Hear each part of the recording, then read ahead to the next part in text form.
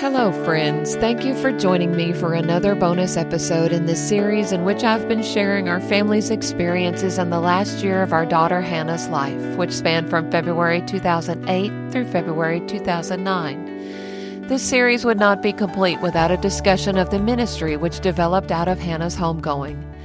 If you'll indulge me for a few more bonus episodes, I'd like to share how God used Hannah's storm to birth the While We're Waiting ministry. As always, my desire is to give glory to God and to point listeners to hope in Jesus along the way. I'm grateful you've joined me. This is bonus episode number 197, The Origin of While We're Waiting, Part 6. That first bereaved-parent retreat in April of 2011 turned out to be above and beyond all we could have ever asked or imagined. We knew from our experience at the Respite Retreat what God could do when a group of like-minded bereaved parents got together.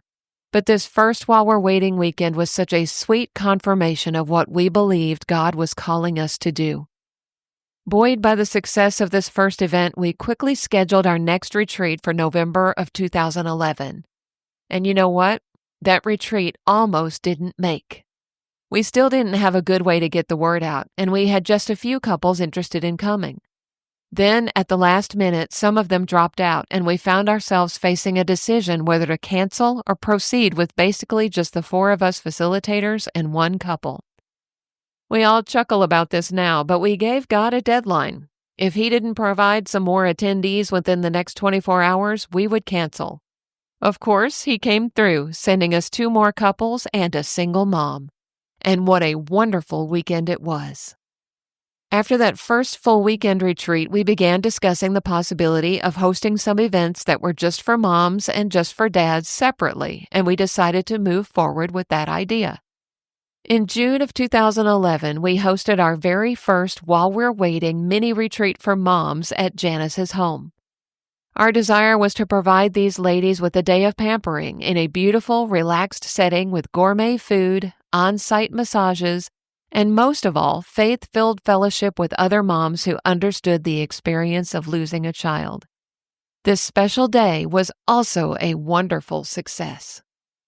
In October of that same year, we held our first While We're Waiting weekend for bereaved dads. This event took place in rural West Central Arkansas at my husband's grandmother's former home. 7 men attended and enjoyed spending time outdoors, riding ATVs, grilling steaks, and just hanging out with other dads who understood the experience of losing a child. By this time, it was clear that God was calling us to continue moving forward in this ministry. We created a website to help get the word out and to make it easier for people to register for our events. We started a closed Facebook group just for parents who had lost children, as well as a public page on which we could post ministry events. We even began the mountain of paperwork necessary to become a nonprofit ministry and received our approval letter without complications in a surprisingly short time. Between these three types of events, we hosted 4 retreats that first year. Then in 2012, we hosted 7, and in 2013, we hosted 8.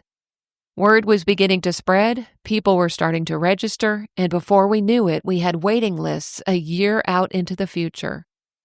So in 2014, in addition to the retreats we were already hosting, we traveled to Wichita Falls, Texas, Picayune, Mississippi, Wynne, Arkansas, and Gravette, Arkansas, to host additional events in an attempt to meet the demand.